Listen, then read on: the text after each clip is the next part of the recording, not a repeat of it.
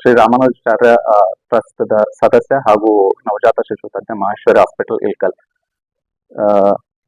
ಎಲ್ಲಾ ಮಾಧ್ಯಮ ಮಿತ್ರರು ಹಾಗೂ ಪತ್ರಿಕಾ ಮಿತ್ರರಿಗೆ ನಮ್ಮೆಲ್ಲರ ಧನ್ಯವಾದಗಳು. ಈ ಪತ್ರಿಕಾಗೋಷ್ಠಿಯ ಮುಖ್ಯ ಉದ್ದೇಶ ಏನು ಅಂತಂದ್ರ, ನಾವು ಪ್ರತಿ ವರ್ಷದಂತೆ ಈ ಸತನು ಒಂದು ಬೃಹತ್ ಸ್ವಯಂ ಪ್ರೇರಿತ ರಕ್ತದಾನ ಶಿಬಿರವನ್ನ ಹಮ್ಮಿಕೊಂಡಿವಿ. ಸೊ ಇದು ನಮ್ದು 9ನೇ ರಕ್ತದಾನ ಶಿಬಿರ. ಸೊ ಇದು ಬಂದ್ಬಿಟ್ಟು 14ನೇ ಜೂನ್ 2026ರಂದು ಬೆಳಿಗ್ಗೆ 8ರಿಂದ ಪ್ರಾರಂಭವಾಗಿ ಸಾಯಂಕಾಲ 4ರವರೆಗೂ ಇರಲಿದೆ. ಸೊ ಇದು ಮಾಡೋದ್ರದ ಮೇನ್ ಉದ್ದೇಶ ಏನು ಅಂತಂದ್ರೆ, ನಮ್ಮಲ್ಲಿ ಸಾಕಷ್ಟು ಜನ ಥಲಸೆಮಿಯಾ ಮಕ್ಕಳು ಪ್ರತಿ 2 ವಾರದಿಂದ 3 ವಾರ ರಕ್ತ ಹಾಕಿಸ್ಕೊಳಕ್ ಬರ್ತಾರ್ರಿ. ಸೊ ಆ ಥಲಸೆಮಿಯಾ ಮಕ್ಕಳಲ್ಲಿ ರಕ್ತ ಸರಿಯಾಗಿ ಉತ್ಪತ್ತಿ ಆಗಂಗಿಲ್ಲ, ಅಥವಾ ಉತ್ಪತ್ತಿ ಆದ್ರೂ ಅದು ನಿಂದ್ರಂಗಿಲ್ಲ. ಸೊ ಇಂಥ ಮಕ್ಕಳು ಬದುಕಬೇಕು ಅಂತಂದ್ರೆ ನಾವು ಅವರಿಗೆ ಪ್ರತಿ 2ರಿಂದ 3 ವಾರಕ್ಕೆ ನಾವು ರಕ್ತ ಹಾಕ್ಬೇಕಾಗತ್ತೆ. ಸೊ ಅಂತ ರಕ್ತ ನಾವು ಅರೇಂಜ್ ಮಾಡ್ಬೇಕು ಅಂತಂದ್ರ ಸೊ ಸ್ವಯಂ ಪ್ರೇರಿತವಾಗಿ ದಾನಿಗಳು ಅಂದ್ರೆ ರಕ್ತವನ್ನ ದಾನ ಮಾಡುವಂತವ್ರು ಬೇಕಾಗ್ತದೆ. ಸೊ ಆ ಒಂದು ಉದ್ದೇಶವನ್ನು ಇಟ್ಕೊಂಡು ನಾವು ಪ್ರತಿ ವರ್ಷನೂ ಇದನ್ನ ಮಾಡ್ತಾ ಇದೀವಿ.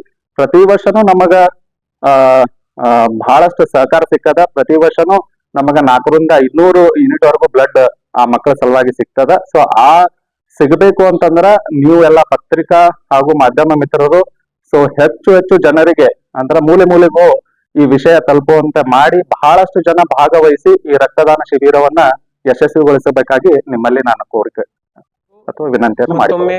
ಶ್ರೀ ರಾಮಾನುಜಾಚಾರ್ಯ ಫೌಂಡೇಶನ್ ವತಿಯಿಂದ ನಾನು ಡಾಕ್ಟರ್ ಪವನ್ ದರಕ್ ಈ ಪತ್ರಿಕಾ ಸುದ್ದಿಗೋಷ್ಠಿಯಲ್ಲಿ ಸ್ವಾಗತವನ್ನು ಕೋರುತ್ತೇನೆ.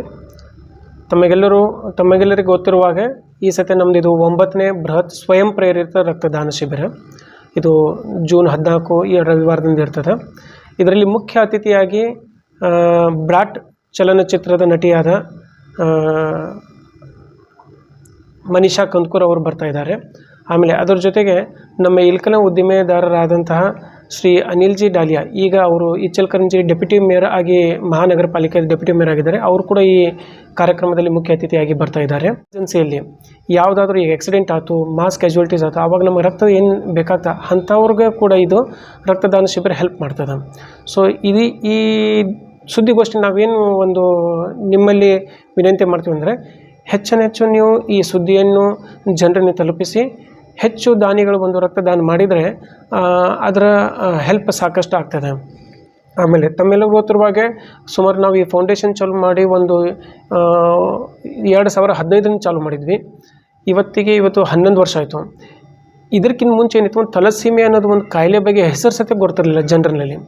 ಆವಾಗ ನಾವು ಏನು ಮಾಡಿದ್ವಿ ಅಂದ್ರೆ, ಒಂದು ಈ ಮಕ್ಕಳಿಗೆ ಹೆಲ್ಪ್ ಆಗ್ಬೇಕಂತೇಳಿ ಒಂದು 25ರಿಂದ 30 ಮಂದಿ ಅಡಾಪ್ಟ್ ಮಾಡ್ಕೊಂಡು ಅವ್ರು ನಾವು ಈ ಸಂಸ್ಥೆ ವತಿಯಿಂದ ಫ್ರೀ ಟ್ರೀಟ್ಮೆಂಟ್ ಸ್ಟಾರ್ಟ್ ಮಾಡಿದ್ವಿ. ಆವಾಗ ಜಸ್ಟ್ ಇದು ಥಲಸೀಮಿಯಾ ಏನು ಅನ್ನೋದು ಗೊತ್ತಿರಲಿಲ್ಲ.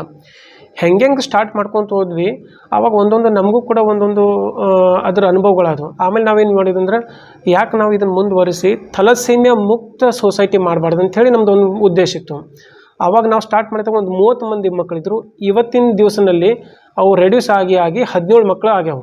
ಯಾಕಂದರೆ ಒಂದು ಆ 25-30 ಮಕ್ಕಳಿಂದ ಒಂದು 7 ಮಂದಿಗೆ ನಾವು ಶಾಶ್ವತಿಕ ಪರಿಹಾರ ಏನಂದರೆ ಬೋನ್ ಮ್ಯಾರೋ ಟ್ರಾನ್ಸ್ಪ್ಲಾಂಟ್ ಅಂತ, ಅಸ್ಥಿ ಮಜ್ಜೆ ಕಸಿ ಅಂತ ಹೇಳ್ತಾರೆ, ಅಂಥದ್ದು ಮಾಡಿ 7 ಮಂದಿ ಈ ಕಾಯಿಲೆಯಿಂದ ಮುಕ್ತರಾಗಿದ್ದಾರೆ ಈಗ.